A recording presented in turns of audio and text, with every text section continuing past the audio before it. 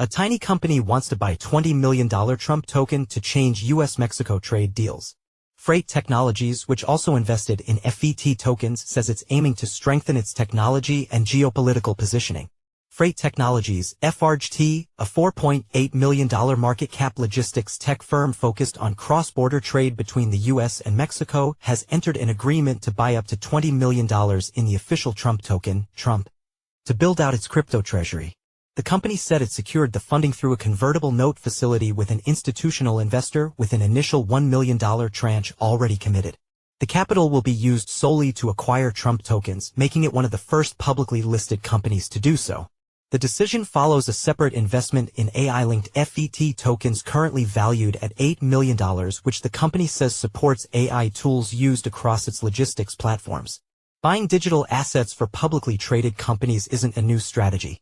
Michael Saylor championed it with a Bitcoin strategy, and others, such as Semler Scientific, SMLR, followed through. Most recently, Cantor, CP, is making a splash with huge dry powder to do the same. Meanwhile, companies such as Sol Strategies, HODL, and Genover, JNVR, are buying up SOL tokens to give investors exposure to the cryptocurrency.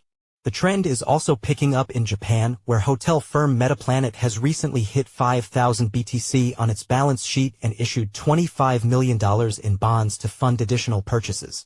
Smaller firms, including Value Creation, RemixPoint, Nexon, Anap Holdings, and WeMade, are also accumulating the cryptocurrency. However, Freight's mandate is slightly different: to influence the U.S.-Mexico trade deal amid President Trump's all-out trade war. We believe that the addition of the official Trump tokens are an excellent way to diversify our crypto treasury and also an effective way to advocate for fair, balanced, and free trade between Mexico and the U.S., Javier Selgas, the company's CEO, said in a press release on April 30th. While such a strategy could help a company such as Freight, influencing presidential decisions by buying a memecoin could bring up the question of conflict of interest. Just recently, Trump said he will hold a private dinner with top token holders, drawing outcry from Democratic lawmakers who cited the president's involvement with the token as potential grounds for impeachment. On April 25, Senator Jon Ossoff, Democrat Georgia, pointed to the crypto project offering its top holders an invitation to a dinner event with President Trump, calling it a clear case of selling access to the presidency. For Freight, whose stock price plunged nearly 90% in the last 12 months and is heavily tied to cross-border trading, it seems this might be the best way to keep share prices afloat. At the heart of FR8Tech's mission is the promotion of productive and active commerce between the United States and Mexico. Mexico is the United States' top goods trading partner, with Mexico being the leading destination for U.S. exports and the top source for U.S. imports, Selgas added.